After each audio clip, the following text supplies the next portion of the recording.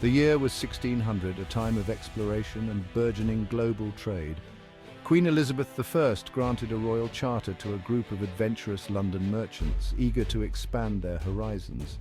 This charter gave them the exclusive right to trade with the East Indies, a region rich in coveted goods. Thus was born the British East India Company, a powerful entity that would shape history. Its goal was simple: to seek profit in the exotic allure of the East, where spices and silks promised immense wealth. Pepper, silk, tea and porcelain were the treasures they sought, each item a symbol of luxury and status. India, with its fabled riches and vast resources, beckoned to these ambitious traders. Initially, the company focused on trade, establishing a foothold in this lucrative market. They established trading posts along the Indian coast, each one a gateway to the wealth of the subcontinent. Surat, Bombay, Madras and Calcutta became their strongholds, bustling centers of commerce and trade. The Mughal Empire, then at its zenith, held sway over much of India, a formidable power in its own right. The company operated with the Mughal emperor's permission, paying taxes and duties to maintain their trading privileges. It was a relationship of mutual benefit, at least for a while, as both parties reaped the rewards of this arrangement. The company's ambitions soon grew beyond mere trade, as they eyed greater influence and control. They sought influence and power, realizing that economic dominance alone was not enough. They realized that to secure their commercial interests, they needed political control, intertwining business with governance.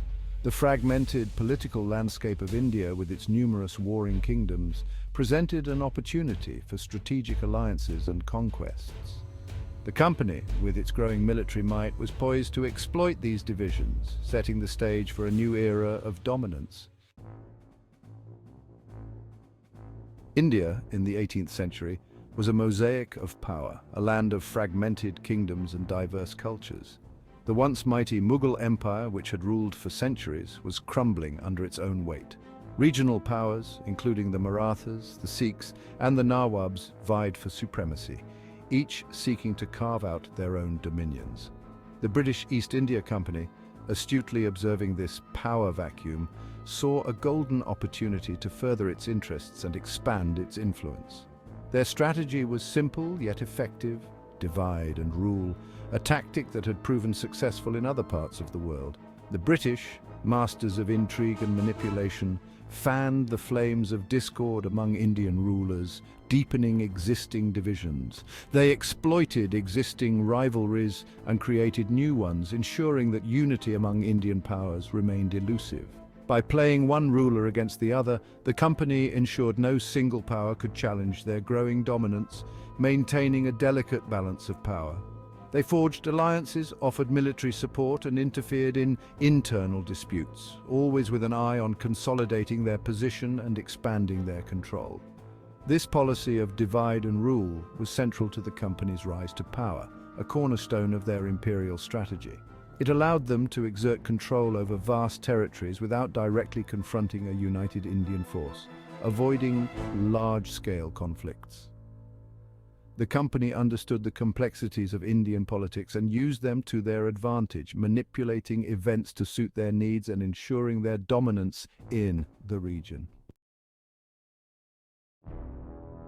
The British East India Company, no longer content with mere trading posts, began to assert its military might. The company raised its own army, comprising Indian sepoys trained and commanded by British officers. This formidable force became instrumental in the company's expansionist ambitions. The company's tactics were a mix of military engagements and shrewd negotiations. They exploited weaknesses in Indian armies, often using superior firepower and tactics to secure victory. They also proved adept at diplomacy, negotiating treaties that served their interests and further weakened Indian rulers.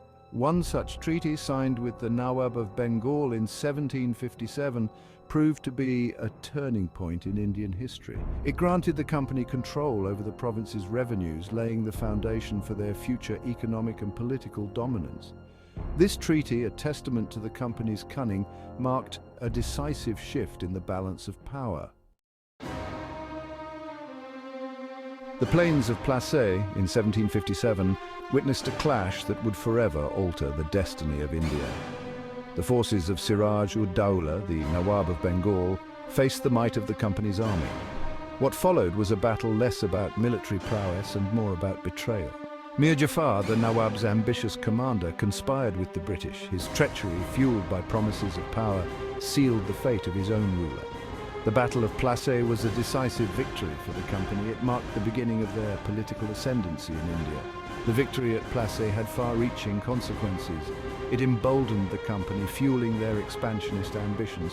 It also exposed the vulnerability of Indian rulers to internal strife and external manipulation. The company, with its growing military and political clout, was now the dominant force in Bengal. Section 5. Plassey, a battle, a betrayal, and a turning point. The Battle of Plassey, fought in 1757, was a significant event that changed the course of Indian history. The aftermath of Plassey saw the company consolidating its grip on Bengal. This victory marked the beginning of British colonial dominance in India. The puppet Nawab Mir Jafar danced to the company's tune. He was installed as a figurehead while real power lay with the British. The province's vast wealth flowed into the company's coffers, enriching its shareholders and strengthening its military. The economic exploitation of Bengal began in earnest. The Battle of Buxar in 1764 further cemented the company's dominance. This battle was another crucial turning point. This time they faced a formidable alliance of Indian rulers, including the Mughal Emperor Shah Alam II and the Nawab of Awadh. The Indian rulers hoped to reclaim their lost territories. Despite being outnumbered, the company's forces, led by Hector Munro, emerged victorious. Their superior tactics and discipline won the day. The Treaty of Allahabad, signed in 1765, formalized the company's victory. This treaty had far-reaching consequences for the Indian subcontinent. The Mughal emperor, now a pensioner of the company, granted them the Diwani rights to Bengal, Bihar, and Orissa. This was a significant transfer of power. This meant the company now controlled the revenue collection of these provinces, effectively becoming the rulers of a vast and wealthy territory. The British East India Company's rule had begun in earnest, setting the stage for further expansion. Section 6. The administration of empire, a new order. With political control came the responsibility of administration. The East India Company, once solely focused on trade, now found itself governing a vast territory. This transition from merchant to ruler brought about significant changes in the Indian subcontinent. The company, driven by its own interests, sought to establish a system that would ensure the smooth flow of revenue and maintain its grip on power. They brought their own ideas of governance, law, and justice, often clashing with existing Indian systems. The administration was centralized, with key decisions taken by the Governor-General and his council in Calcutta. A bureaucracy staffed by Britons and Indians was established to implement the company's policies. This marked the beginning of a new era in Indian governance, one that would have far-reaching consequences. In Section 7, Education, a new lens on India.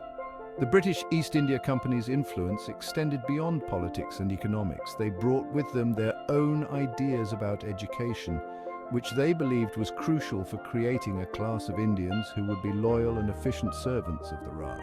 Traditional Indian education, with its emphasis on religious texts and philosophical discourse, was deemed outdated by the British. They sought to introduce a Western system of education, focusing on English language, science, and mathematics. The establishment of institutions like Fort William College in Calcutta and the later founding of universities in Bombay, Calcutta, and Madras marked a significant shift in the Indian education landscape. This new system, while producing a class of English-educated Indians who played a key role in the administration, also created a cultural and intellectual divide within Indian society. Section 8. The Law and the Land Pillars of Control. The British East India Company, upon assuming control, implemented significant changes in India's legal and land revenue systems. These changes, while driven by the company's desire for efficient administration and revenue collection, had profound implications for Indian society. The traditional Indian legal system, based on a mix of religious laws and local customs, was deemed complex and often arbitrary by the British. They introduced a codified legal system based on English common law principles, aiming for uniformity and transparency. Land revenue, the backbone of the Mughal administration, underwent a major transformation under the British.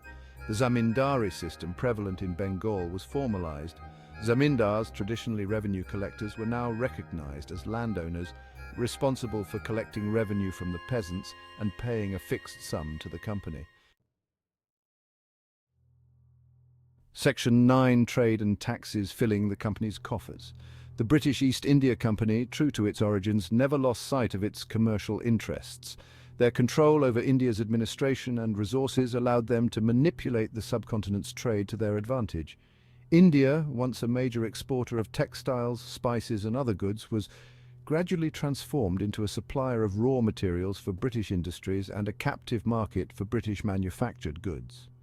This led to the decline of traditional Indian industries and the impoverishment of weavers and artisans.